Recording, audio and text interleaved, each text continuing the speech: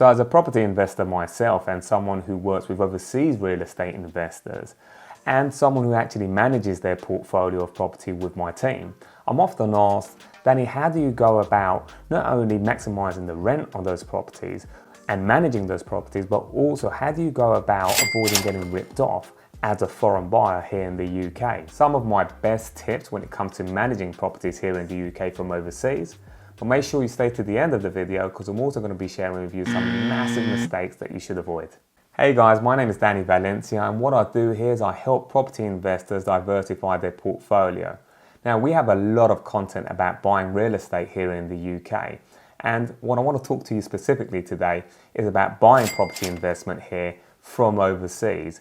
And what I often get asked is not only how do I buy property without getting ripped off here by being so far away, but also how do I get the right person in managing the property? So do I need to speak to a local agent? And how do I know I'm getting a good deal?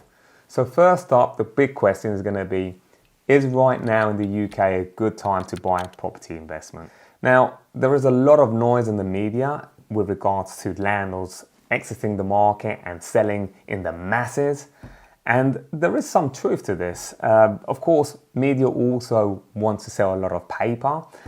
So there is a lot of scaremongering, in my opinion. But again, there is some truth in this. And what I see is that there are landlords selling, and yet a lot of them are accidental landlords. Buy-to-let mortgage rates have gone through the roof, so money is expensive right now. So here in the UK, for those of you who are foreign buyers, let's say the US system, usually you get a fixed rate on your mortgage for around about 20 to 30 years. Here in the UK, it's more typical to see 3 to 5 years. So those accidental landlords who are coming to the end of that term, right now, they're going to feel the pain and anticipating that, and therefore they'd rather sell now than have to get a new mortgage whereby they're probably going to end up paying double what they're paying right now. So those accidental landlords are the ones that we're seeing exiting the market. Being an accidental landlord, not having the right structure, the right team and the right scale of economy is no longer going to be viable here in the UK. There are several reasons really. You have, of course, new regulations and legislation that's come into play, and a lot of them to come in at some point next year. You also got taxation that has changed and not very favourable, especially if you don't have the right structure. But also you got mortgage rates as well. So interest rates have gone up the roof. And yet what I am seeing is those professional landlords really scaling up and scaling up quickly, perhaps even picking up some of that stock that the accidental landlords are deciding to sell off. So right now provides a great opportunity for real estate investment in the UK. With the level of rents that I'm seeing, I've seen yields that I haven't seen here in London, at least prime London, for a very long time. And also with the sales market, I think it provides a great platform for those landlords who want to take the opportunity. And if you're a foreign real estate investor and you want to discuss about the opportunities that the UK property provides, feel free to book an appointment directly with me. Just follow the link on the description. So although there may be some great opportunities when it comes to property here in the UK at the moment, the big question is, as a foreign buyer, are you going to get charged more? Are you going to get ripped off? Now, if you're a seasoned real estate investor, you already know you make your money going in. You're not going to wait and hope for the best and hope for the market to go up to make your money. And once you purchase that property, you want to make sure you minimize any risks moving forward, whether that be issues with the tenant, with the property itself, with the lease. So let me give you an example.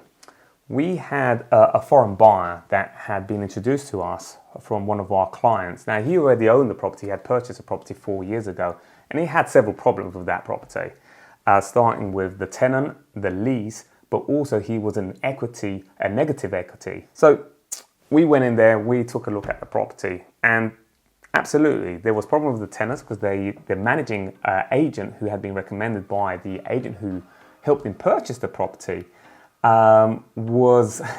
wasn't a local agent, and quite frankly, they weren't doing a great job. The condition of the property was quite poor, and therefore it was having an impact on the rental income that he was having. So one of the first things we did was make some recommendations so he can maximize on that rent. So the moral of the story is that you need someone who can act in your best interest, and therefore buying a property from an agent that has a certain interest with the developer, and therefore the more money that that agent extracts from the buyer, whether foreign or not, then they're not going to be able to have your best interests at heart. The more money they extract from you, the more commission that that agent makes. Now I'm going to give you some tips in finding a local agent should you choose that path, because there's also the option of hiring a buyer's agent, which is going to be acting in your best interest, which I'll tell you a little bit more about. So when it comes to a local agent, my best advice, of course, is going to be recommendations. That can also go wrong, but recommendations is going to be my best advice. The second things are forums. So there are some great buy-to-let forums out there, be it Facebook or other platforms. The third will be Google reviews. So look in the geographic patch that you're looking at, look at the Google local recommendations, and also look at the reviews. That tells a lot. And when it comes to a buyer's agent, it's the same recommendation in terms of finding one. The buyer's agent is going to have your best interests at heart. It's going to do all the footwork for you. It's going to negotiate on your behalf. And also you're going to be able to see so much more properties on and off market. Because if you're going direct to the local agents, you're going to have to contact around about 15 or 20 of them. And also there is a privacy issue, right? There is no discretion to that. You're providing all your contact and personal details to 15, 20 agents.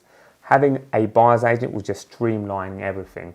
But in addition to that, most buyer's agent will be able to make a very good recommendation when it comes to property management, or perhaps they'll even have that property management service within the same service.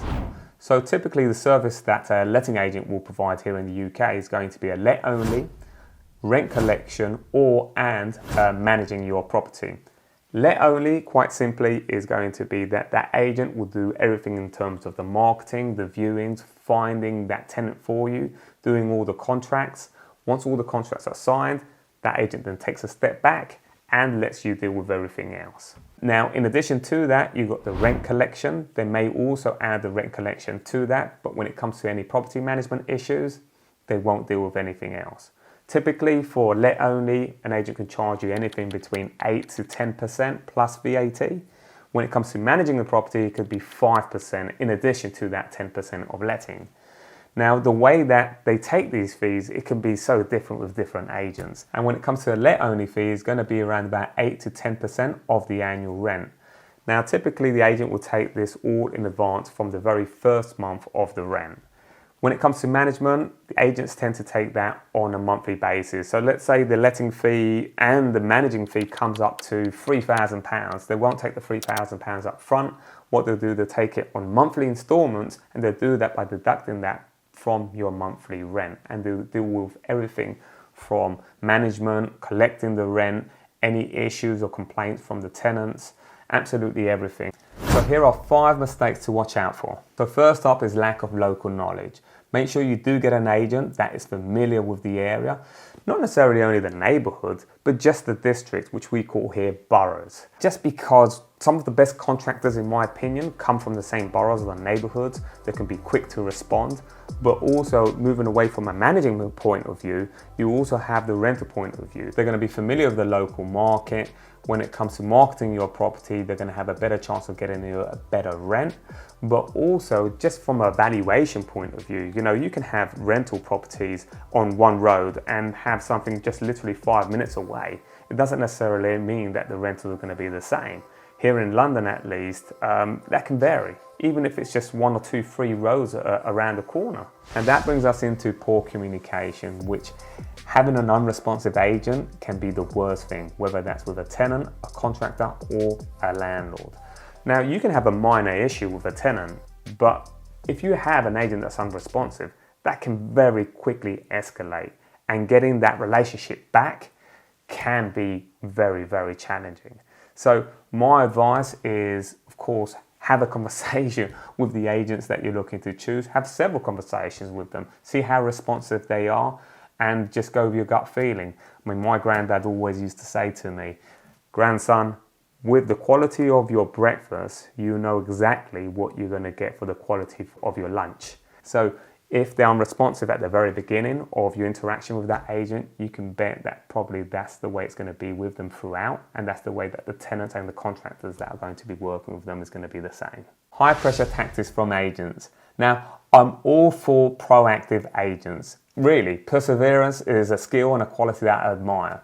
And yet, if you have an agent that's really pushy without you having all the information that you need or being comfortable and confident to make a decision, for me, that's a red flag. So make sure you take the time to review all your options, but most importantly, that agent has taken the time to review it with yourself, that you've looked at the terms and conditions and the way they work, and perhaps even taken the time to see other properties that they manage. Excessive fees is something that you definitely want to look out for, and also the flexibility on how those fees are paid.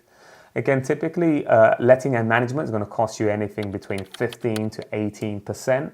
But also what I would say is the other flip side of that, which is very low fees. I've seen agents that I don't understand how they can make it viable. The only way they can do it in charging those type of fees is going to be by cutting corners. And trust me, the last thing you want with all the regulation, which we have more than 170 legislations here in the UK, is an agent cutting corners. And that brings us quite nicely into the experience of the agent. As I said, a lot of legislations here in the UK, and we're currently going through a massive rental reform. So having an agent that has lots of experience is going to be critical in making sure that your property investment is safe. So let me give you an example. In the US, my understanding is that you need a license to be able to carry out your profession as a realtor. Here in the UK, you don't. I can literally wake up one day and say, I think I want to be an estate agent today. Go get a job at an estate agent. They'll give you a job and you are now an estate agent or property manager. So understanding and knowing that your agent has the experience that they need to be able to carry out all the tasks that they need to is going to be absolutely crucial. So questions to ask, obviously you've got Google reviews, how long the company's been open, how long that particular agent has been carrying out their profession, and also what qualifications, which are optional, and yet what kind of qualifications do they have to carry out the tasks as a real estate agent that they are. So there are 3 ways I can help you. Number 1, you can book an appointment directly with me so we can discuss any questions that you have about UK real estate investment. Number 2, you can subscribe to the channel. And number 3, you can download the checklist that we have in choosing the right letting agent if you're buying a property from overseas here in the UK.